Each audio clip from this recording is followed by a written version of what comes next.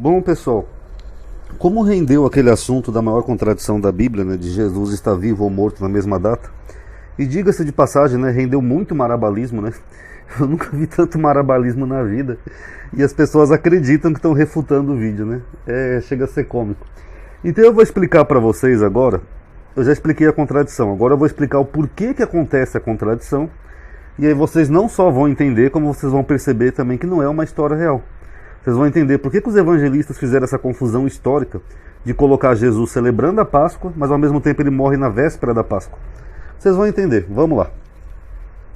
A Páscoa se origina com a saída do povo hebreu do Egito, segundo a Bíblia, tá? Eu estou seguindo a Bíblia, independente do que é real, de qual livro veio primeiro, eu estou seguindo o que está escrito na Bíblia, a tradição. Diz assim, ó: chamou, pois, Moisés a todos os anciãos de Israel, e disse-lhes: escolhei e tomai-vos cordeiros para vossas famílias, e sacrificai a Páscoa. É aquela parte que Moisés, eles pegam o sangue de cordeiro, passam lá no batente, então eles matam o cordeiro, passam o sangue, eles comem o cordeiro, e no dia seguinte eles saem à pressa do Egito, tá bom? É assim que começa a Páscoa. Então no dia 14 do mês de Abib, os judeus deveriam matar um cordeiro, e depois ficarem 7 dias comendo apenas pães ázimos, como eu mencionei naquele primeiro vídeo.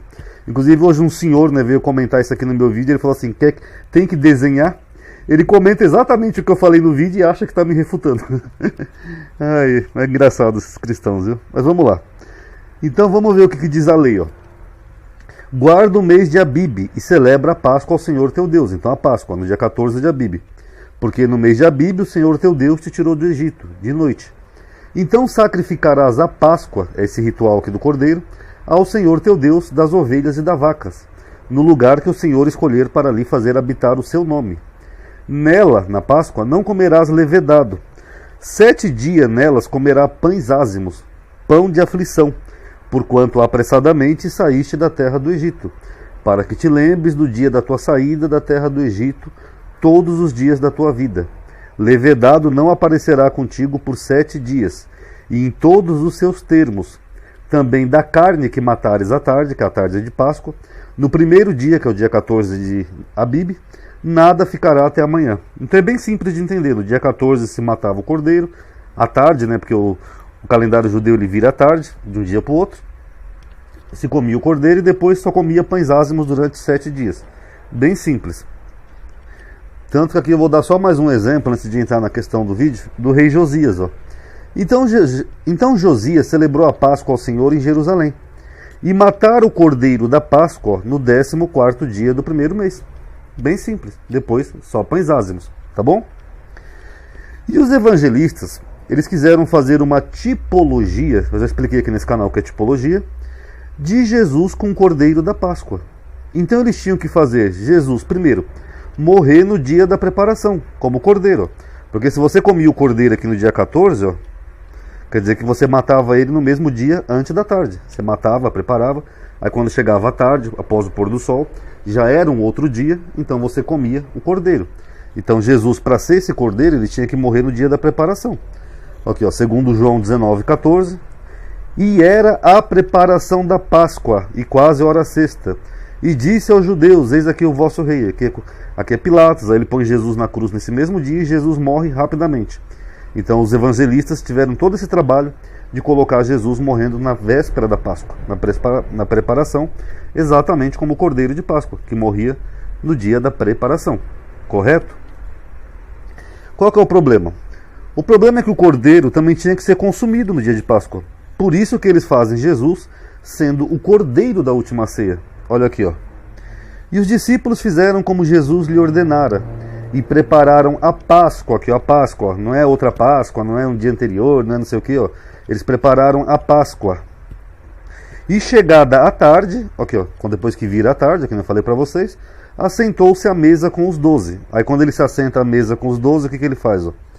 E quando comiam, Jesus tomou o pão, aqui ó, o pão, e abençoando-o, o partiu, e deu aos discípulos, e disse, tomai e comei, isto é o meu corpo. Então o pão aqui estava simbolizando o corpo do cordeiro, do próprio Cristo.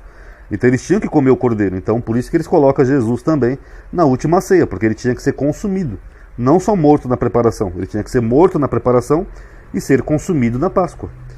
E tomando o cálice, dando graças, deu-lhe, dizendo: bebei de todos, porque isto é o meu sangue, o sangue do Novo Testamento, que é derramado por muitos para a remissão dos pecados. Então esse simbolismo aqui do pão, sendo o corpo de Cristo, é justamente para os apóstolos comerem do corpo do cordeiro, porque não ia adiantar nada você matar o cordeiro e os apóstolos não comerem o corpo. Então você ia perder essa parte do ritual da Páscoa, que era a parte que se comia o cordeiro. Aqui, ó. Então o que eles fazem? Eles fazem essa confusãozinha aqui. Eles fazem Jesus morto no dia da preparação, aqui, ó, que nem João 19,14, mas ao mesmo tempo eles jogam Jesus no dia da Páscoa, dando o corpo dele para os apóstolos como se fosse o cordeiro que os apóstolos estivessem consumindo. Por isso que na ceia de Jesus não tem cordeiro, o que também é outra violação de uma tradição judaica, né? Porque geralmente tinha que ter o cordeiro na Páscoa.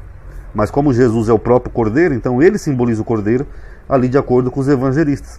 Só que por causa dessa tipologia, eles criaram esse absurdo, que o cara está vivo na Páscoa, aqui, ó. Ele está aqui, ó, ceando a Páscoa, dividindo o pão com os apóstolos, ó.